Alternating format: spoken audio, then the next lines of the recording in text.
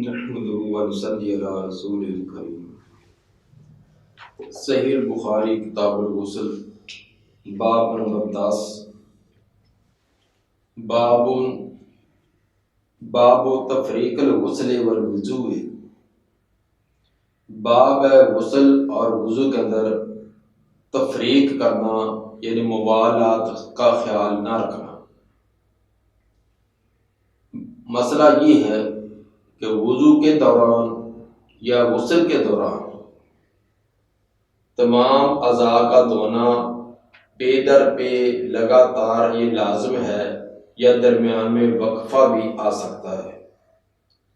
اگر وقفہ آ سکتا ہے تو کتنی گنجائش ہے، یہ ہے ایک اختلافی مسئلہ۔ اس میں اہل علم کے مختلف نظریات ہیں۔ امام شافعی رحمہ اللہ کے نزدیک غسل میں اور وضو میں موالات لازم نہیں ہے، بلکہ ان کے درمیان فرق بھی آ جائے تو اس میں کوئی حرج نہیں، کیوں انہوں نے استدلال کیا ہے اس بات سے کہ اللہ تعالیٰ نے غسل کے وجوب کا یا وضو کے وجوب کا حکم دیا ہے، لیکن اس کے اندر موالات کا حکم نہیں دیا کہ ایک عضو خشک ہونے کے سے پہلے دوسرا عضو دھویا جائے۔ صرف غسل کرنا یا وضو کرنا یہی لازم ہے۔ یہ امام شافعی رحمہ اللہ کا استدلال ہے۔ یہ امام شافعی رحمہ اللہ کا بعد والا جدید قول ہے۔ پہلے قول میں اگرچہ وہ موالات کے قائل تھے، اور انہوں نے استدلال کیا ہے عبداللہ بن عمر رضی اللہ عنہما کے فعل سے، جس کو امام بخاری نے بھی درج کیا ہے کہ وَيُذْكَرُ عَنْ ابن عمر رضی اللہ عنہما سے ذکر کیا جاتا ہے أَنَّهُ غَسَلَ قَدَمَيْهِ، انہوں نے اپنے دونوں پاؤں کو دھویا، بَعْدَمَا جَفَّ وُضُوءُهُ، بعد کے وضو کا پانی خشک ہو چکا تھا۔ پاؤں بعد کے اندر پاؤں کو دھویا، حالانکہ باقی جو اعضاء تھے وہ خشک ہو چکے تھے۔ امام ابن مسیب عطا اور سعید بن مسیب اور امام عطا وہ بھی اسی بات کی قائل ہیں۔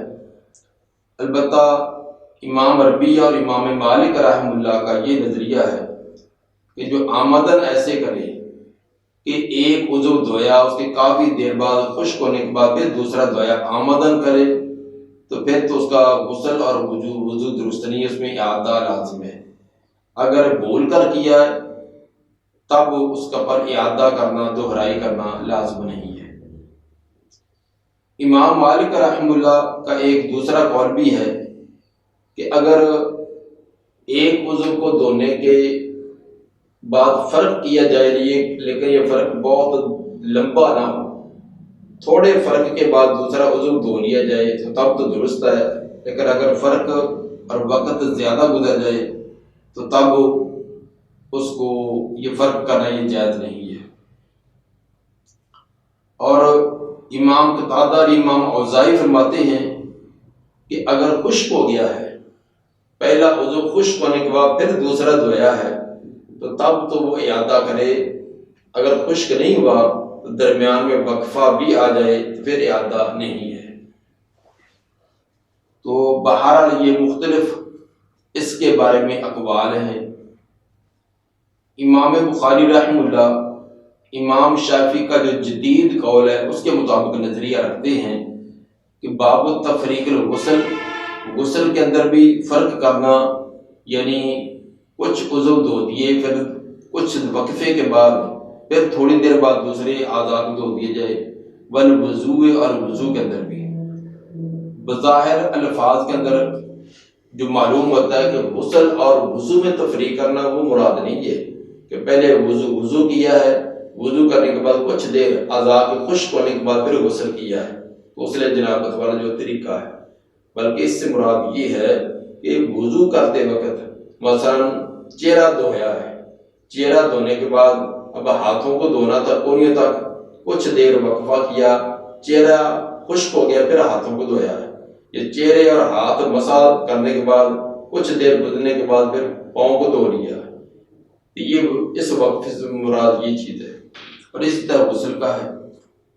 تو اس حدیث سے امام صاحب کا استدلال آگے والی حدیث سے ہے، اور ابن عمر رضی اللہ عنہما کے اس عمل سے بھی ہے کہ جو یہاں انہوں نے ترجمۃ الباب میں بیان کیا۔ حدیث 265 ہے۔ قال حدثنا محمد بن محبوب قال حدثنا عبد الواحد قال حدثنا الأعمش عن سالم بن ابي الجعد عن قريب مولى ابن عباس عن ابن عباس قالت میمونة ودعت لرسول اللہ صلی اللہ علیہ وسلم ماء۔ سیدہ میمونہ رضی اللہ تعالی عنہا فرماتی ہیں میں نے رسول اللہ صلی اللہ علیہ وسلم کے لیے پانی رکھا، یغتسل بھی تاکہ آپ اس سے غسل فرمائیں۔ فافرغ علی یدیہ، آپ نے اپنے ہاتھوں پر پانی ڈالا۔ فغسلہما مرتین اور ثلاثا، دونوں ہاتھوں کو دو مرتبہ یا تین مرتبہ دھویا۔ ثم افرغ بیمینہ علی شمالہ، پھر دائیں ہاتھ سے اپنے بائیں ہاتھ الٹے ہاتھ پر پانی ڈالا، دائیں ہاتھ سے بائیں ہاتھ پر پانی ڈالا۔ فغسل مذاکیرہ، اور اپنا استنجا کیا، اپنی جو صفائی کی۔ ثم دلک یدہ بالارض، پھر مسلا آپ نے اپنا ہاتھ رگڑا، اپنا ہاتھ زمین پر۔ ثم مضمض واستنشق، پھر کلی کی اور ناک میں پانی چڑھایا۔ ثم غسل وجہہ ویدیہ وغسل راسہ ثلاثا، پھر اپنا چہرہ دھویا اور ہاتھ دھوئے اور سر بھی، یہ تین مرتبہ اعضاء دھوئے۔ ثم افرغ علی جسدہ، پھر اپنے باقی جسم پر پانی ڈالا۔ ثم تنحى بمقامہ، پھر الگ ہوئے اپنی اس جگہ سے، جس جگہ کھڑے ہو کر غسل کیا اس جگہ سے الگ ہوئے۔ فغسل قدمیہ، پھر اپنے دونوں پاؤں کو دھویا۔ یہ روایت پہلے بھی آ چکی ہے اور آگے بھی کئی بار امام صاحب تکرار سے لا رہے ہیں۔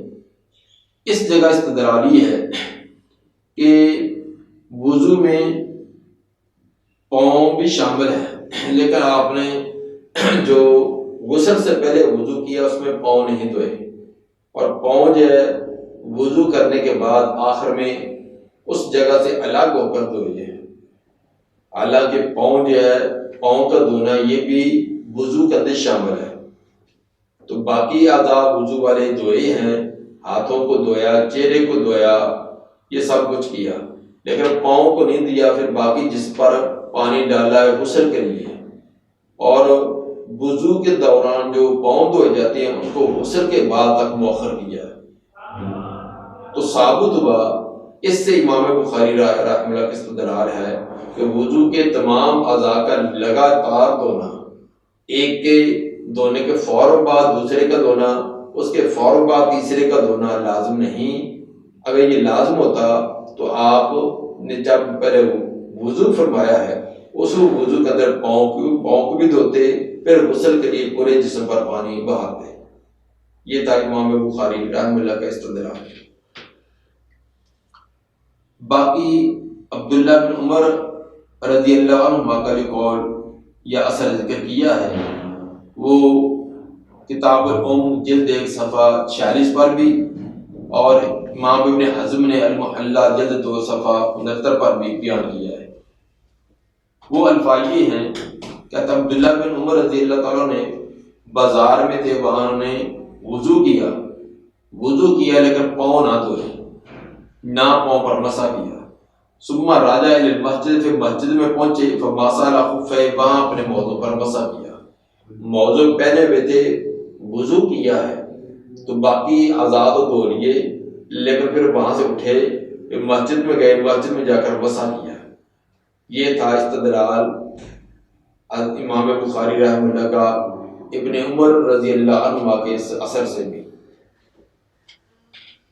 باب نمبر 11، باب من افرغ بیمینہ علی شمالہ فی الغسل۔ باب ہے جو آدمی دائیں ہاتھ کے ساتھ بائیں ہاتھ پر پانی ڈالے غسل کے دوران۔ اس باب میں امام بخاری رحمہ اللہ یہ ثابت کرنا چاہتے ہیں کہ استنجا میں دونوں ہاتھوں سے تعاون، استنجا کرنا تو الٹے ہاتھ سے یا بائیں سے، لیکن دائیں ہاتھ سے تعاون کی لیا جا سکتا ہے۔ اصل میں امام بخاری ایک چھوٹا سا وہم تھا، اس کا ازالہ کرنا چاہتے ہیں کہ استنجا صرف بائیں ہاتھ سے کرنے کا حکم ہے۔ جب بائیں ہاتھ سے الٹے ہاتھ سے استنجا کرنے کا حکم ہے تو پھر صرف الٹا ہاتھ ہی میں استعمال کیا جائے، دائیں ہاتھ کو استعمال کرنا ہی نہیں چاہیے۔ لیکن امام صاحب یہ جواب دینا چاہتے ہیں یا اس وہم کا ازالہ کرنا چاہتے ہیں کہ استنجا تو الٹے ہاتھ سے ہی بائیں ہاتھ سے کیا جائے گا، کیونکہ آپ جتنے بھی نجاست کو دور کرنا، استنجا کرنا، ناک کی صفائی کرنا، یعنی جو غیر پسندیدہ کام ہے وہ الٹے ہاتھ سے کرتے، لیکن پسندیدہ کام ہر ایک دائیں طرف سے، مثلا وضو کا آغاز کرنا دائیں طرف سے، جوتا پہننا دائیں طرف سے، قمیض پہننی ہے دائیں طرف سے، اور مسجد میں داخل ہونا ہے دایاں پاؤں، گھر میں داخل ہونا ہے دایاں پاؤں، یعنی یہ اچھے کام جو ہیں، بہتر کام جو فضیلت والے کام وہ دائیں طرف سے۔ لیکن جو فضیلت والے نہیں ہیں، مثلا جوتا اتارتے وقت اور جوتے کو اتارتے وقت بھی، اور اسی طرح مسجد سے نکلتے وقت بھی، ہاتھ کی ناک کی صفائی وغیرہ کرتے وقت، استنجا کرتے وقت، اس کے لیے آپ الٹا ہاتھ بایاں ہاتھ استعمال کرتے ہیں۔ لیکن ایسا کام جو بائیں ہاتھ سے کرنا چاہیے لیکن دائیں ہاتھ کا تعاون اس میں لازمی ہے، اگر تعاون نہ لیا جائے تو وہ کام ادھورا ہوگا یا مشقت سے ہوگا، اس میں دائیں ہاتھ کا تعاون لیا جا سکتا ہے۔ جیسے استنجا ہی دیکھیں کہ کرنا تو الٹے ہاتھ سے ہے، لیکن دائیں ہاتھ لوٹا پکڑنا ہے، لوٹے کو ٹیڑھا کر کے یا برتن کو ٹیڑھا کر کے اس میں ڈالنا ہے، تو دائیں ہاتھ کا تعاون تو حاصل کیا جائے گا۔ تو یہ امام بخاری رحمہ اللہ ثابت کرنا چاہتے ہیں۔ باب ہے من افرغ بیمینی علی شمالہ، جو دائیں ہاتھ سے بائیں ہاتھ پر پانی ڈالے پھر غسل کے دوران۔ حدیث نمبر 266، قال حدثنا موسى بن اسماعیل قال حدثنا ابو عوانہ قال حدثنا الأعمش عن سالم بن ابي الجعد عن قريب مولى بن عباس عن ابن عباس عن میمونة بنت الحارث قالت وضعت لرسول اللہ صلی اللہ علیہ وسلم غسلا وسترته۔ میمونہ رضی اللہ تعالیٰ عنہ فرماتی ہیں میں نے رکھا رسول اللہ صلی اللہ علیہ وسلم کے لیے غسل کا پانی، وسترته، اور میں نے پردہ بھی کر دیا، غسل کا پانی بھی رکھا اور پردے کا اہتمام بھی کیا۔ فصب علی یدہ، آپ نے اپنے ہاتھ پر پانی ڈالا، فغسلها مرۃ او مرتین، ایک مرتبہ یا دو مرتبہ ہاتھ کو دھویا۔ قال سلیمان عامش راوی فرماتے ہیں لا ادری اذکر ثالثا ام لا، مجھے یہ یاد نہیں ہے کہ میرے شیخ نے تیسری مرتبہ کا ذکر کیا تھا یا نہیں، یعنی مرتن اور مرتین کہا کہ ایک مرتبہ یا دو مرتبہ، تیسری مرتبہ کا مجھے ذکر یاد نہیں ہے۔ ثم افرغ بیمینہ علی شمالہ فغسل فرجہ، پھر دائیں ہاتھ سے بایاں ہاتھ الٹے ہاتھ پر پانی ڈالا، فغسل فرجہ، اور اپنا استنجا کیا۔ یہ تھا محل استدلال کہ دائیں ہاتھ سے بائیں ہاتھ پر پانی ڈالا ہے، تو ثابت ہوا کہ استنجا وغیرہ کرتے وقت دائیں ہاتھ سے تعاون حاصل کیا جا سکتا ہے، البتہ نجاست کو زائل کرنا یہ الٹے ہاتھ بائیں ہاتھ سے ہی ہوگا۔ ثم دلک یدہ بالارض، پھر آپ نے مسلا اپنا ہاتھ زمین پر، او بالحائط، یا دیوار پر۔ ثم تمضمض واستنشق، پھر کلی کی اور ناک میں پانی چڑھایا، وغسل وجہہ ویدیہ وغسل رأسہ، اور اپنا چہرہ، ہاتھ اور سر کو دھویا۔ ثم صب علی جسدہ، پھر باقی پورے جسم پر پانی بہایا۔ ثم تنحى، پھر وہاں اس جگہ سے الگ ہوئے، وغسل قدمیہ، دونوں پاؤں کو بھی دھویا۔ فناولت خرقۃ، سیدہ میمونہ رضی اللہ تعالیٰ عنہ فرماتی ہیں پھر میں نے دیا آپ کو ایک کپڑا، خرقۃ کپڑے کا ٹکڑا، یعنی کپڑا دیا آپ کو. فقال بیدی ہکذا، آپ نے اشارہ کیا اپنے ہاتھ سے ایسے. فقال، یہ کالا جو ہے یہ اشارہ کے معنی میں ہے، آپ نے اشارہ کیا اپنے ہاتھ سے ایسے. ولم یردھا، اور ارادہ نہ کیا، اس کو لینے کا ارادہ نہ کیا بلکہ اپنے ہاتھ سے ایسے کیا. کیسے کیا؟ مثلا ایسے جیسے پانی کو انسان جھاڑتا ہے نہانے کے بعد، اپنے جسم سے جو قطرے وغیرہ ٹھہرے ہوتے ہیں ان کو اتارنے کے لیے ہاتھ سے جھاڑتا ہے. صحابہ تو امام صاحب نے یہی بات کی ہے کہ ثم افرغ بیمینہ علی شمالہ فغسل فرجہ، کہ الٹے ہاتھ سے استنجا کرنا ہے، لیکن دایاں ہاتھ سیدھے ہاتھ سے تعامل حاصل کیا جا سکتا ہے، پانی الٹے ہاتھ پر ڈالا جا سکتا ہے. حدیث کے آخر میں جو کپڑا استعمال نہ کرنے کا تذکرہ ہے تو یہ پیچھے وضو کے بیان میں بھی بات آئی تھی کہ وضو کے بعد یا غسل کے بعد تولیہ کپڑے کا استعمال کرنے کا جواز ہے، لیکن یہ کوئی لازم نہیں ہے. اگر آدمی نہ بھی استعمال کرے تو جسم کے اوپر جو ٹھہرے ہوئے قطرے ہیں وہ نجس نہیں ہے، پلید نہیں ہے، وہ کپڑوں کو لگیں یا خود بخود جسم پر خشک ہو جائیں تو وہ درست ہوں گے، ان کو صاف کرنا لازم نہیں ہے. ایسے کام جو ہے وہ انسان کی طبیعت پر چھوڑ دیے گئے ہیں، ان کا انسان کو مکلف نہیں کیا گیا. مثلا غسل کے بعد وضو کے بعد تولیہ کا استعمال کرنا، یہ موسم کے اعتبار سے گرمی کے موسم کے اندر انسان کو یہی پسند ہوتا ہے کہ تولیہ وغیرہ استعمال نہ کیا جائے تاکہ جسم پر کچھ دیر تک ٹھنڈک رہے یا کپڑے بھی وہ نمی سے ٹھنڈے ہو جائے. سردیوں کے موسم کے اندر یہ صورت نہیں ہوتی.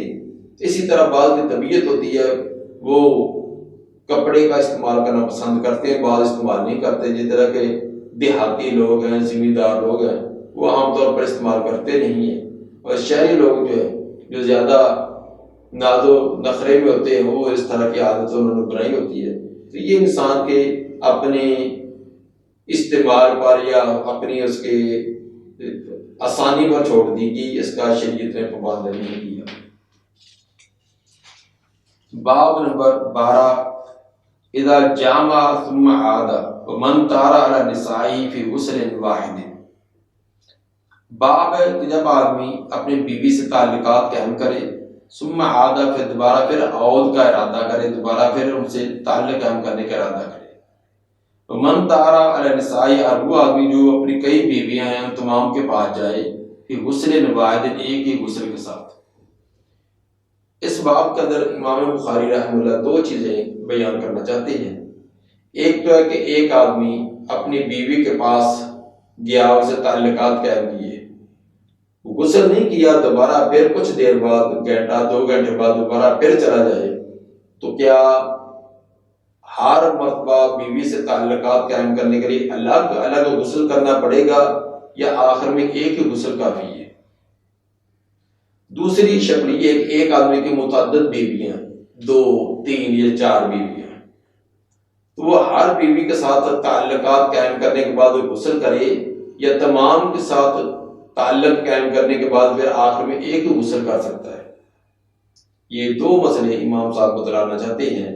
دونوں صورتوں کے اندر امام صاحب اس کا استحباب بیان کرنا چاہتے ہیں. اگر الگ الگ غسل کر لے تو یہ درست ہے، مستحب ہے، اگر آخر میں کر لے تب بھی درست ہے، اس کے اندر کوئی اجبار نہیں کیا گیا.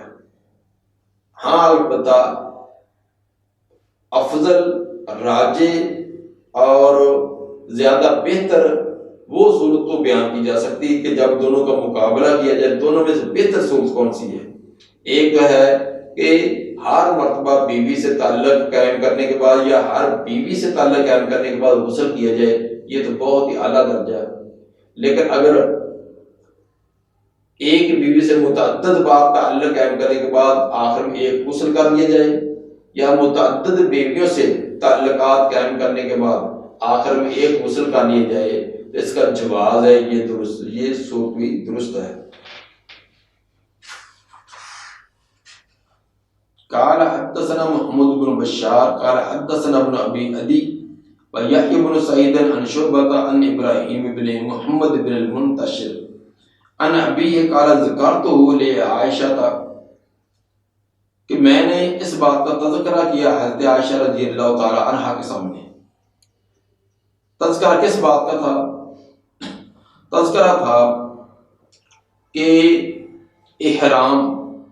احرام باندھنے سے پہلے اگر خوشبو لگائی ہے یا میقات کراس کرنے سے پہلے خوشبو لگائی ہے تو بعد میں بھی خوشبو اگر جسم سے آتی رہے تو کیا وہ احرام کے منافی تو نہیں ہے؟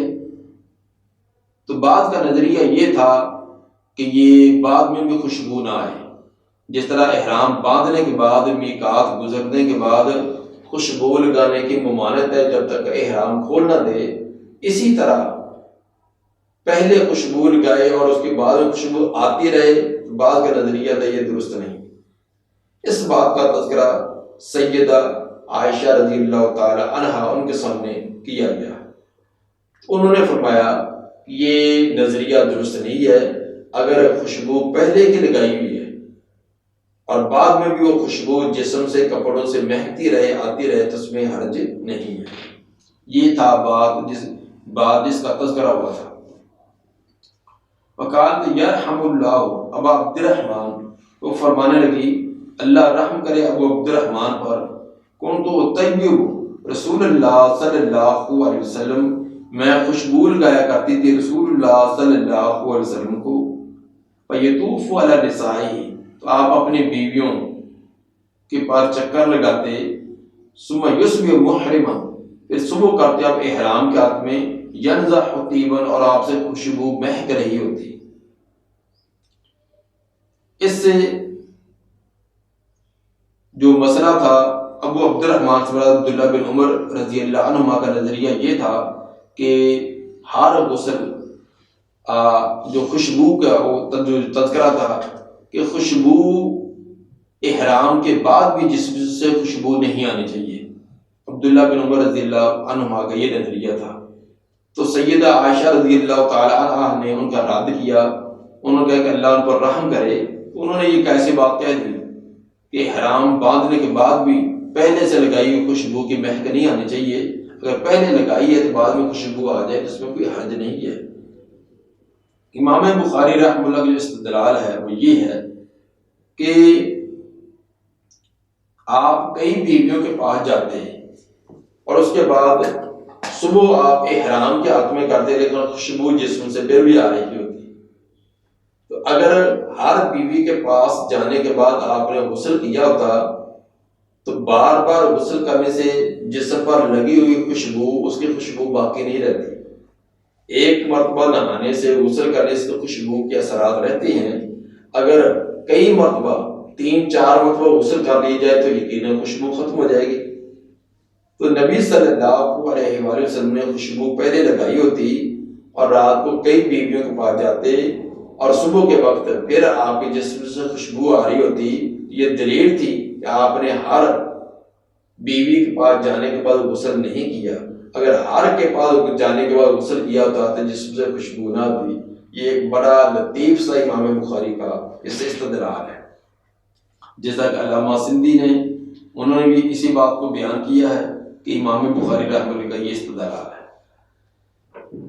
باقی رہا کہ غسل ہر مرتبہ بیوی سے تعلقات قائم کرنے کے بعد کا جواز، تو جواز کی دلیل جو ہے ابو داؤد کی حدیث نمبر 219 میں ہے کہ جس کے اندر آپ کا یہ غسل نہ کرنا سنن نسائی کی روایت میں بھی ہے، البتہ استحباب کا ثبوت وہ بھی موجود ہے کہ اگر ہر مرتبہ یا ہر بیوی کے پاس جانے کے بعد غسل کر لی جائے تو یہ بہتر اور افضل صورت ہے، جس طرح کہ آپ نے یہ صحیح مسلم کے حدیث نمبر 308 میں ہے کہ اذا اتا احدکم اہلہ ثم اراد ان یعود فلیتوضا بینہما وضوءا، آپ نے فرمایا کہ جب کوئی اپنی اہلیہ کے پاس آئے دوبارہ پھر عود کرنے کا دوبارہ پھر بیوی سے تعلقات قائم کرنے کا ارادہ کرے، فَلْيَتَوَضَّأْ بَيْنَهُمَا وُضُوءًا، ان کے دوران وہ وضو کر لے۔ یہ اس کی طبیعت کو زیادہ نشید کرنے والی چیز ہے۔ تو یہ بات ہر ایک مرتبہ غسل کر لے، وضو کر لینا، اگر وضو ہے تو آگے غسل کرنا اگر کر لیا جائے تو وہ بھی ہے، جس طرح کہ امام طحاوی رحمہ اللہ نے یہ بات بیان کی ہے کہ لیکن اس کے اندر وضو نہ کرنے کا تذکرہ ہے جو امام طحاوی نے بیان کی ہے۔ تو یہ مختلف قسم کی روایات سامنے آئی ہیں جن کے اندر آپ کا غسل کرنے کا تذکرہ بھی ہے اور بعض مرتبہ نہ کرنے کا بھی ہے۔ یہ امت کی سہولت کے لیے آپ نے جواز بھی بیان کیا ہے اور افضل صورت پر عمل کر کے بھی دکھایا ہے۔ حدیث نمبر 268، قال حدثنا محمد بن بشار قال حدثنا معاذ بن هشام قال حدثني ابي عن قتادة قال حدثنا انس بن مالك قال كان النبي صلی اللہ علیہ وسلم يدور على نسائه في الساعة الواحدة من الليل والنهار۔ حضرت انس بن مالک رضی اللہ تعالیٰ عنہ فرماتے ہیں کہ نبی صلی اللہ علیہ وسلم چکر لگاتے تھے اپنی بیویوں پر ایک ہی وقت میں، رات یا دن ایک ہی وقت میں، ایک ہی وقت مراد کہ اپنی ایک بیوی کے پاس گئے ہیں، اس سے فارغ ہونے کے بعد کچھ دیر بعد دوسری کے بعد، پھر کچھ دیر بعد تیسری کے بعد وَأُنَّا إِحْدَى عَشَرَةَ، اور وہ آپ کی بیویاں 11 تھیں۔ قُلْتُ لِأَنَسٍ أَوَ كَانَ يُطِيقُهُ، تو حضرت قتادہ فرماتی ہیں کہ میں نے اپنے شیخ حضرت انس رضی اللہ تعالیٰ سے پوچھا کیا آپ کا اتنی طاقت تھی کہ اتنی بیویوں پر کے پاس جا سکیں؟ کہا تو انہوں نے جواب دیا كُنَّا نَتَحَدَّثُ أَنَّهُ أُوتِيَ قُبَّةَ 30، ہمیں یہ بات بیان کی جاتی تھی کہ نبی صلی اللہ علیہ وسلم کو 30 مردوں کی طاقت اور قوت دی گئی ہے۔ 30 مردوں کے اندر جتنی قوت ہوتی ہے اتنی آپ اکیلے کو طاقت دی گئی۔ تو گویا کہ آپ یہ تو 11 بیویاں تھیں، اگر 30 بیویاں بھی ہوتی تو آپ کو اتنی طاقت اور قدرت اللہ تعالیٰ نے دی ہوئی تھی۔ تو یہ تو آپ کا پھر بھی اس قدر اپنے آپ پر کنٹرول ہے کہ صرف آپ نے ایک وقت کے اندر 9 پر یا کل 11 بیویوں پر بھی اکتفا کیا ہے، لیکن طاقت اور قوت آپ کو اس سے بھی زیادہ تھی۔ وقال سعید عن قتادہ، لیکن جو سعید نے قتادہ سے بیان کیا ہے اس کے اندر ہے کہ ان انس حدثهم 9 نسوہ، کہ انس رضی اللہ تعالیٰ نے ان کو 9 بیویوں کا تذکرہ کیا ہے۔ یہ کوئی تعارض نہیں ہے کہ 9 اور 11 میں، کیونکہ کل ازواج مطہرات وہ 11 تھی۔ حضرت خدیجہ اور حضرت زینب بنت خزیمہ رضی اللہ عنہن یہ آپ کی زندگی کے اندر ہی وفات پا گئی تھی۔ 2 بیویاں آپ کی زندگی کے اندر وفات پا گئی تھیں اور باقی 11 جو وہ ایک ہی وقت میں موجود تھی۔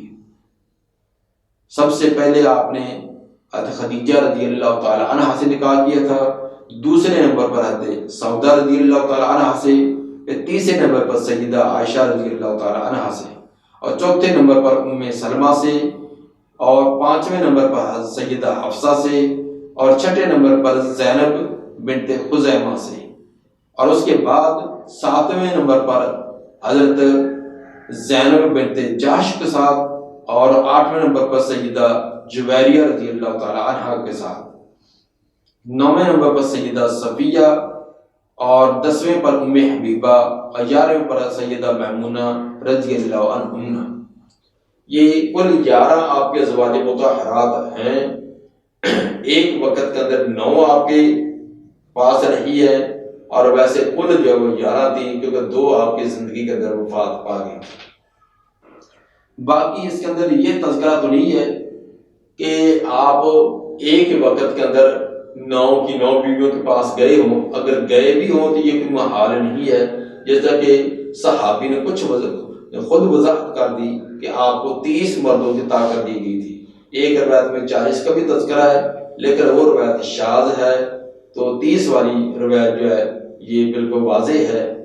تو اس پر بعض مستشرقین کا یا یہود و نصارہ کا طرح طرح کا اعتراض کرنا، یہ باقی تو جب آگے تفصیل آئے گی اس یہ ہمارا موضوع شروع ہوگا، وہاں بتلائی جائے گی انشاءاللہ العزیز۔ تو مختصر یہ ہے کہ یہود و نصارہ یہ طنز کے طور پر بیان کرتے ہیں کہ اتنی بیویاں، تو وہ اپنے پیغمبروں کا، ان کے بھی جو ان کی کتابوں کے اندر حالات لکھے ہیں، اپنے جو ان کے جن پیغمبروں کے ماننے کے وہ قائل ہیں، اور ان کے حالات جو ان کی کتابوں میں لکھے ہوئے ہیں، اس کے اندر حضرت سلیمان علیہ السلام، حضرت داؤد علیہ السلام، ان کی 60 اور 70 اور 90 بیویوں کا اور باندیوں کا بھی تذکرہ ہے۔ تو اگر پہلے انبیاء وہ 60 بیویاں رکھ سکتے ہیں، 70-80 رکھ سکتے ہیں، تو اگر ہمارے پیغمبر نے 9 رکھ لیے تو یہ کون سی کوئی بعید بات ہوگی اور کون سی عجیب بات ہوگی؟ ہاں، امت کے لیے یہ حکم ہے کہ وہ ایک وقت میں 4 سے زیادہ نہیں رکھ سکتے۔ نبی نے جو 9 یا کل 11 بیویوں سے نکاح کیا تھا، اس کے اندر بہت ساری حکمتیں ہیں، یہ ایک الگ موضوع ہے، جب یہ آگے بحث آئے گی پھر اس کے اندر تفصیل اس کا ذکر ہوگا۔ دعا ہے کہ اللہ تعالیٰ نبی صلی اللہ علیہ وسلم کے فرامین کو سمجھ کر اس کے مطابق ہمیں عقیدہ رکھنے کی، اس کے مطابق عمل کرنے کی توفیق عطا فرمائے۔